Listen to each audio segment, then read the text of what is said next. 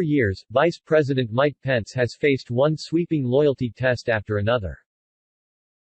This time, allies are questioning whether there should be a limit to his fealty, as President Donald Trump pushes to overturn the election outcome and pressures Republicans not to recognize President-elect Joe Biden as the next commander-in-chief. Pence is facing pressure from allies to put country and party first, even if they collide with the inclinations of his boss. The head of the White House's coronavirus task force since the early weeks of the pandemic, Pence could be warning the public about an explosion of coronavirus cases and steering administration officials toward a more robust response to the pandemic, something Trump does not want his government dwelling on. The vice president also could spend more time promoting a pair of GOP senators in special election races that are likely to determine the balance of power in the Senate, but part of that message rests on acknowledging Trump won't hold the White House. And Pence, who has long harbored presidential ambitions of his own, might at this moment have his eyes on a 2024 Republican primary, but can't do that with Trump in the way. It's an unusual bind for a vice president who has always been known for coming to Trump's aid. At some point, he will have to prioritize his own interests, said a Republican close to Pence.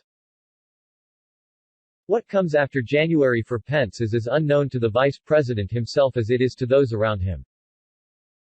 He doesn't own a home in Washington or Indiana, where he served as governor before joining the GOP presidential ticket in 2016, and his closest friends aren't yet sure whether and to where he might relocate. One person familiar with his thinking said Pence is likely to spend the next 2 years raising money for his own political apparatus if he does launch a White House bid in 2024, delivering paid speeches and assisting GOP House and Senate candidates in the 2022 midterm cycle, all from a home base located back in the Midwest.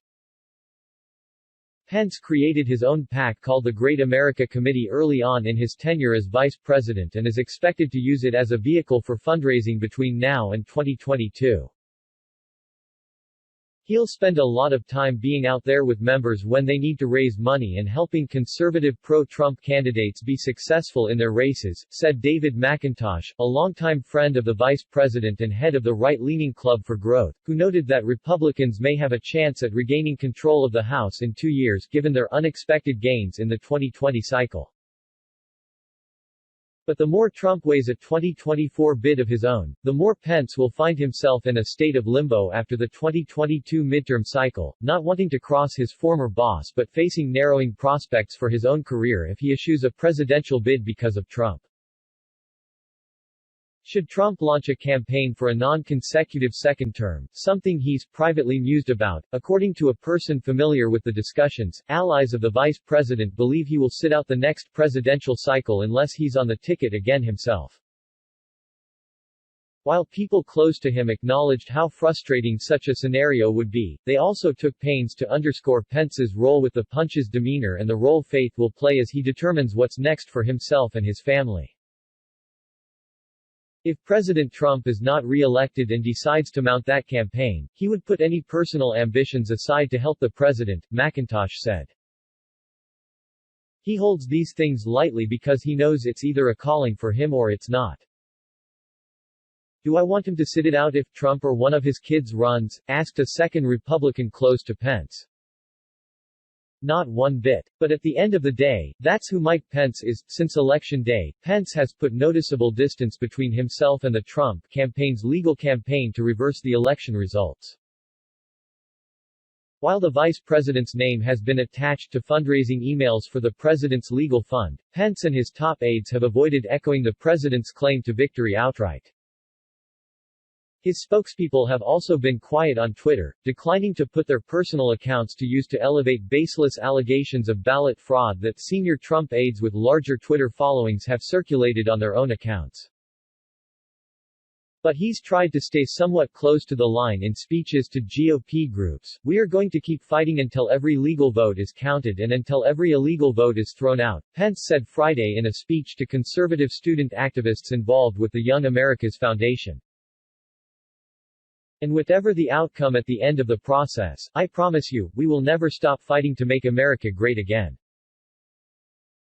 During another appearance on Friday hosted by the Council for National Policy, Pence kept his reply brief when audience members began chanting 4 more years during his remarks.